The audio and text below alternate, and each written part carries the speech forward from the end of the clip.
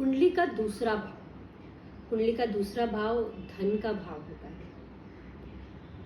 तो धन का भाव जो है अगर यहाँ मंगल बैठता है तो निष्फल जिसको बोलते हैं हम लोग, लगभग निष्फल ही होता है मंगल यहाँ पर, क्योंकि यहाँ ये वाणी की कटुता आपके अंदर लाता है। ठीक है, डायरेक्ट ये अष्टम भाव को दिखता है तो कहीं ना कहीं दुर्घटनाओं में आपका पैसा आपकी सर्जरीज में जरूर लगता है।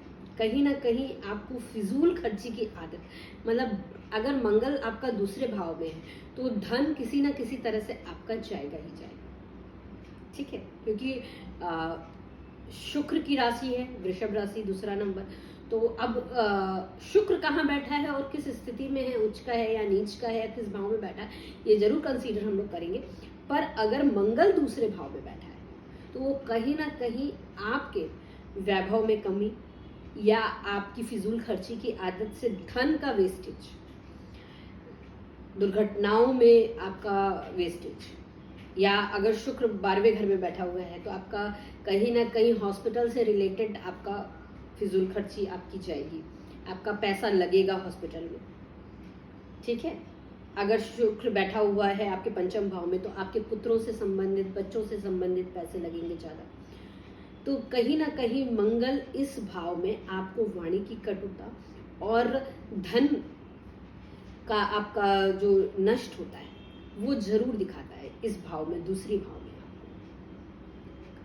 खासकर आपको इसमें कब्ज की भी शिकायत होती है, क्योंकि यहाँ से डायरेक्ट वो अष्टम भाव को देखता है। तो कहीं ना कॉन्स्टिपेशन, मंगल वालों में वैसे भी कॉन्स्टिपेशन देखा जाता है, क्योंकि वो अपनी जठरा अग्नि को संतुलित नहीं कर पाते हैं, क्योंकि वो भी तो अग्नि तत्व है ना आपके शरीर में, तो उसको वो संतुलित नहीं कर पाते, इसलिए वो कॉन्स्टिपेशन के शिकार अक्सर होते हैं। अब तृतीय भाव की बात करें कि अगर मंगल तृतीय भाव में बैठा है तो क्या करेगा। मंगल तृतीय भाव में बहुत अच्छा फल आपको देता है, क्योंकि तृतीय भाव उसका खुद का भाव होता है, भाई बहनों का भाव होता है, भाई बहनों के कारक का भाव होता है। तीसरे भाव में आपके छोटे भाई बहन कैसे होंगे वो तीसरा भाव होता है। खासकर आपकी स्किल्स का भाव होता है कि आपकी स्किल्स, आपका पराक्रम क्या होगा। तो अगर वहां मंगल बैठा है तीसरे भाव में मिथुन राशि में तो वो आपको कहीं ना कहीं पराक्रमी, शौर्यवान जरूर बनाएगा।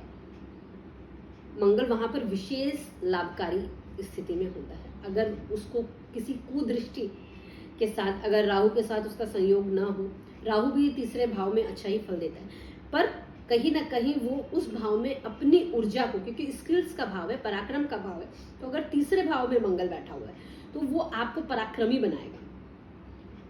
भाई बहनों में भी अगर उस भाव में आपका मंगल बैठा है तो आप डोमिनेटिंग होंगे अपने थोड़े से भाई बहनों के लिए, थोड़ा सा फादर फिगर आपका होगा कि आप अपने भाई बहनों को लीड करेंगे कहीं ना कहीं। मंगल का इस भाव में होने से प्रसिद्धि भी देता है, क्रोधी भी बनाता है, और साथ ही साथ आपको कंधों का या आपके बैकबोन का या बाजुओं का दर्द आपको यहाँ पर दे सकता है मंगल। वैसे यहाँ पर मंगल आपको ज्यादा प्रॉब्लम नहीं देता है। मंगल अगर यहाँ पर आपका अच्छा है तो आपको प्रिंटिंग प्रेस, या बुध की नजर अगर मंगल पर है यहाँ पर तो आपको प्रिंटिंग प्रेस या प्रेस से रिलेटेड आपको जरूर यहाँ कार्य किया जाना चाहिए। चौथे भाव का बात करते हैं, कर्क राशि, जहां पर चंद्रमा के भाव में मंगल नीच का होता है। यहाँ मंगल अगर है तो नीच का मंगल है, अगर नीच का मंगल है तो कहीं ना कहीं आपको प्रॉब्लम देगा ही देगा।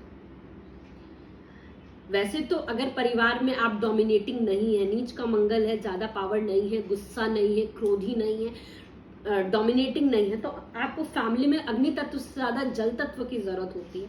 तो यहाँ पर अगर मंगल आपका बैठा है तो आपको भूमि देगा, क्योंकि भूमि का कारक भी होता है और चौथा भाव भी भूमि का कारक होता है। भूमि, वाहन, ये सारी चीजें आपको मिलती हैं चौथे भाव में।